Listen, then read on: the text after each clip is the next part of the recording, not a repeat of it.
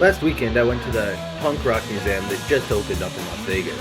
It's right next to the strip club Little Darlings in a mostly industrial part of the city. This two-story building has several interesting displays and a bar attached. However, I was struck with the problem of there being a museum dedicated to punk rock. After all, punk rock is about rebellion, and museums are about as institutional as they come.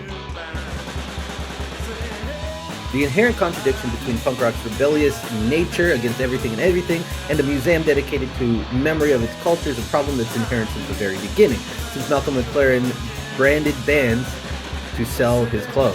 On the one hand, punk is all about doing it yourself and creating a world apart from standard society. On the other hand, punk is big money and always has been.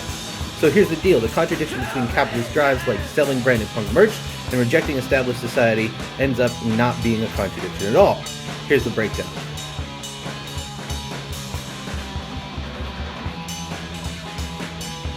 Punk rock is a counterculture movement that values rebellion against mainstream norms and values. Non-conformity, rebellion, and DIY ethos are the basic motivations of this movement. However, even in this stage, promoters saw dollar signs. The DIY ideal was commercialized right from the beginning. Despite being both a commodity and a reaction against a commodity, this is punk in its purest form. Rebellion and rage and a few clever people making money from it. Punk itself becomes increasingly aware of this contradiction. Early punk rejected the heights of rock and roll, hardcore rejects the fancier nature of earlier punk, emo rejects the meat-headed tendencies punk was drawing toward itself. Punk is a cycle of rejecting and reincorporating over and over and over again.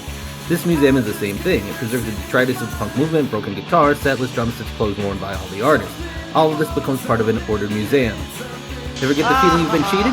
I mean, if you're watching a video like this, you know who said that or why. The great rock and roll swindle and all of that. What this museum hasn't done yet completely is to resolve this contradiction, because here's the intellectual problem, that the museum itself is a very good museum. What was the spirit of rebellion is now classy photographs on white walls. Important artifacts are kept safely behind glass. Security guards patrol the exhibit. This does not exactly scream punk. The museum itself as a museum is like a standard art gallery. Rooms are generally themed, telling a story that moves through time. The first room is the earliest, starting from the New York scene and of course the Sex Pistols. As you move through the 2 floors, you experience a lot of memorabilia.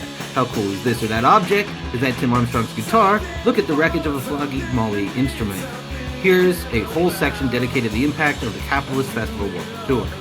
The exhibits highlight many different artists in all areas, working hard not to fall in the trap of othering people that are not standard cis straight white default. You could argue that this inclusion on equal footing does not highlight alternative voices, however. I'm not sure how to resolve that tension between inclusion as equal and the need to highlight those unheard voices. The gift shop does offer books on specific portions of punk history, for example, a comic zine focusing on Afro-punk that starts with Sister Rosetta Tharpe. In addition to the triple-down bar at the bottom of the museum, which apes the punk dive while being very clean, though it strains for something divey not to be covered in weird gross stains, there's a tattoo shop to open soon, and a room where you can play the guitars used by well-known punk musicians. There's something rather funny, though, about borrowing a messed-up guitar while the guitar tech watches you play. In addition, there's just something funny about someone making sure you don't mess up a guitar that's already a little bashed in.